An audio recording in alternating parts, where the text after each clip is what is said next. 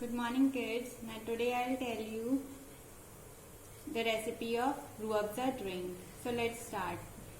For that I require some sugar, lemon, mint leaves, some ice cubes, chaat masala and lemon juice. So let's start.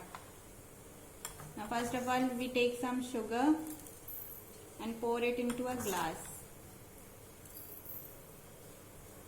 Then we add some water.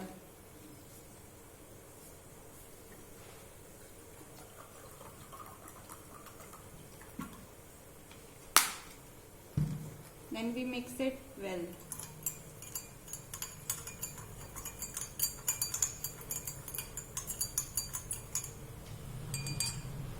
After that we add some mint leaves, lemon juice, chaat masala and Rooh Afza.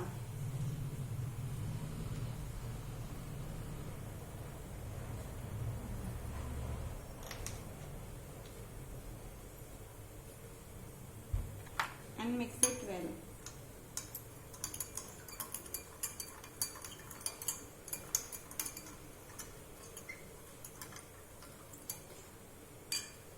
Now add some ice cubes.